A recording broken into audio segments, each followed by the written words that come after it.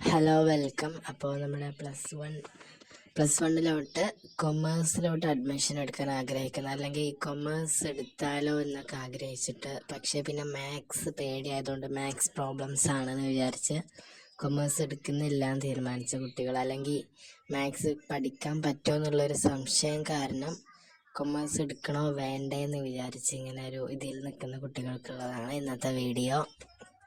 ഞാൻ ആദ്യം തന്നെ പറയാം, കൊമേഴ്സിൽ നിങ്ങൾ പഠിക്കുന്ന സബ്ജക്റ്റ് അത് ലാംഗ്വേജസ് ഒഴികെയുള്ള ബാക്കിയൊരു സബ്ജക്റ്റിനും നിങ്ങൾ 10ാം ക്ലാസ് വരെ പഠിച്ച ഒരു സബ്ജക്റ്റുമായിട്ട് ഒരു ബന്ധമില്ല എന്നുള്ളതാണ്. അതായത് നിങ്ങൾ 10ാം ക്ലാസ്സിൽ ഏത് രീതിയിലാണോ പഠിച്ചത് ആ രീതിയിൽ നിന്ന് നിങ്ങളിപ്പോൾ ഒരു തീരെ പഠിക്കാത്ത ഒരാളാണെന്നുണ്ടെങ്കിൽ നിങ്ങൾക്ക് ഇനി മുതൽ പഠിച്ചു തുടങ്ങണമെന്നുണ്ടെങ്കിൽ 10ാം ക്ലാസ്സിൻ്റെ യാതൊരു ബേസും ആവശ്യമില്ല കൊമേഴ്സ് പഠിച്ചു തുടങ്ങാൻ. കാരണം അത് മറ്റൊരു ഡിഫറെൻ്റ് ആയിട്ടുള്ള മറ്റൊരു ഭാഗങ്ങളാണ്.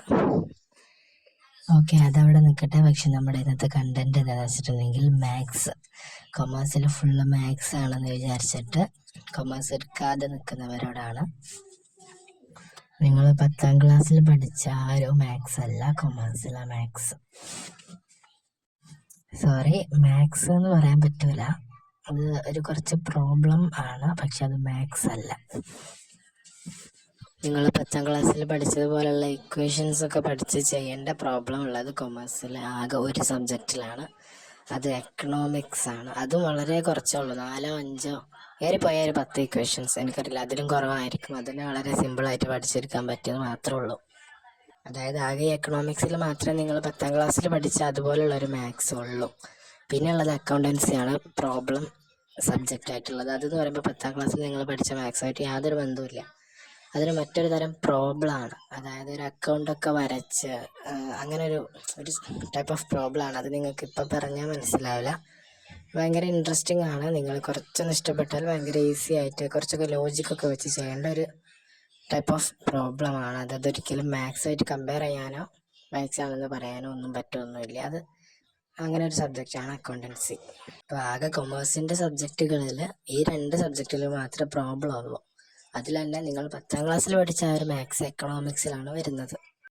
പിന്നെ എന്ന് പറയുമ്പോൾ നിങ്ങൾ കൊമേഴ്സിൻ്റെ കൂടെ എടുക്കുന്ന കോമ്പിനേഷൻസ്, അതായത് കമ്പ്യൂട്ടർ, മാത്സ്, പൊളിറ്റിക്സ്, സ്റ്റാറ്റിസ്റ്റിക്സ് എന്നൊക്കെ പറയുമ്പോൾ അതൊക്കെയാണ് മാത്സ് വരുന്നത്.